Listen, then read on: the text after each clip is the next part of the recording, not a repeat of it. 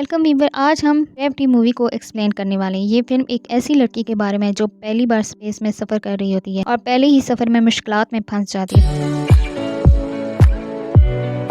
Film की शुरुआत में हमें नासा के कुछ एस्ट्रो को दिखाते हैं जो पिछले एक हफ्ते से स्पेस में होते हैं। इन सब का टीम हेड लेफ्टिनेंट कवास्की होता है जो बहुत ही माहिर होता है स्पेस मिशन पर। ये कहानी डॉक्टर स्टोन के बारे में है। डॉक्टर स्टोन पहली बार स्पेस में एक्सपीरियंस कर रही है। डॉक्टर स्टोन बहुत ही मेहनती और सैटेलाइट की स्पेशलिस्ट है, इसलिए इसको सैटेलाइट को ठीक करने भेजा गया। लीडर वास्की बहुत ही मजाइया होता है और डॉक्टर स्टोन को तंग करता है और फ्लर्टिंग भी करता है। और इनका एक और साथी भी होता है जो इन लोगों के साथ काम कर रहा होता है। वो सब बहुत ही खुशगवार मूड में होते हैं कि नासा की तरफ से उन्हें एक मैसेज मिलता है कि रशियन ने एक पुरानी सैटेलाइट को मिसाइल से उड़ा दिया ताकि इस सैटेलाइट से किसी को जानकारी ना मिले। हत्ता कि सैटेलाइट का मलबा सारी स्पेस में फैल गया है और वो मलबा कभी भी तुम्हारी तरफ आ सकता है। तभी स्टोन गवास्की से पूछती है क्या ये खतरे वाली बात है, तो वास्की इसकी बात को मजाक में उड़ा देते हैं। फिर दोनों काम में लग जाते हैं और ज़मीन की तरफ देखते हैं। ये नज़ारा बहुत ही खूबसूरत होता है। इसी दौरान नासा की तरफ से एक बार फिर मैसेज आता है, स्पेसशिप के अंदर चले जाओ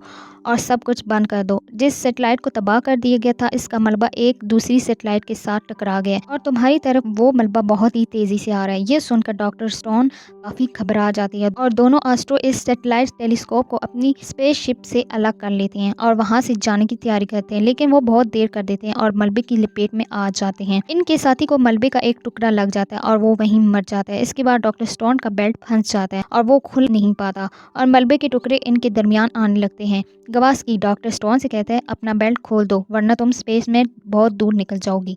फिर कोशिश करने के बाद स्टोन अपना बेल्ट खोल लेती है और गवास्की से दूर जाने लगती है और वो बेहोश हो जाती है और थोड़ी देर बाद वो ठीक हो जाती है और इसकी आंख खुल जाती है। तभी गवास्की इसके पास आ जाता है और इसको अपने सूट के बेल्ट के साथ बांध देता है और अपने स्पेस स्टेशन की तरफ बढ़ने लगता है। तभी इनका तीसरा साथी भी मिल जाता है और वो देखते हैं कि वो मर चुका है। इसके बाद वो दोनों स्पेसशिप की जानब बढ़ते हैं और देखते हैं सारे एस्ट्रो मर चुके हैं। वो पूरा स्पेसशिप तबाह हो चुका होता है और फिर ये दोनों स्पेस स्टेशन की जानब जाने का फैसला करते हैं, लेकिन वो बहुत ही दूर होता है। रास्ते में गवास्की डॉक्टर स्टोन को अपने पुराने किस्से सुनाता है। इससे डॉक्टर स्टोन की घबराहट थोड़ी कम हो जाती है और वो जमीन की तरफ देखने लगती है।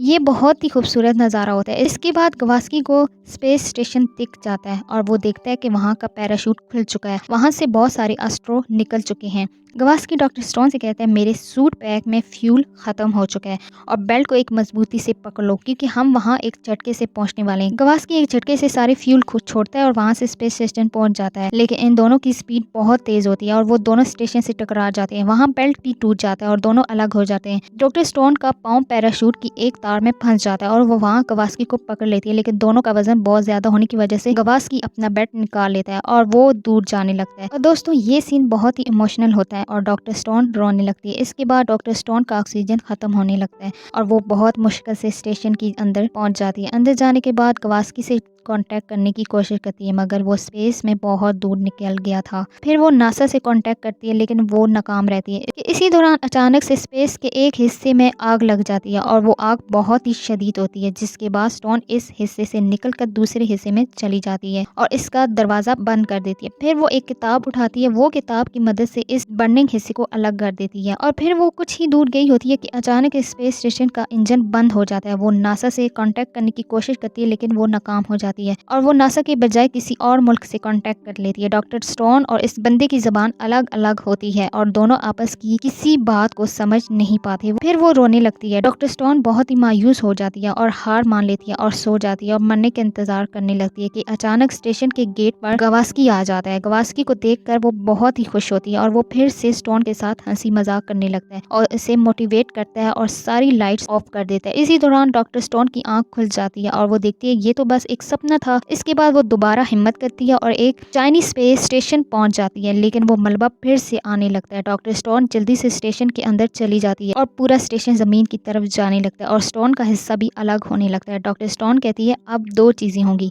या तो वो मर जाएगी या बच जाएगी। कि अचानक डॉक्टर स्टोन को जमीन के बादल दिखाई देने लगते हैं और इसका पैराशूट भी खुल जाता है और समंदर में गिर जाता है और फिर किसी तरह कैप्सूल से निकल आती है और सुकून से सांस लेने लगती है और आसमान की तरफ देखती है और इस तरह डॉक्टर स्टोन अपने आप को बचा लेती है और फिल्म यहीं पर ख़त्म हो जाती है।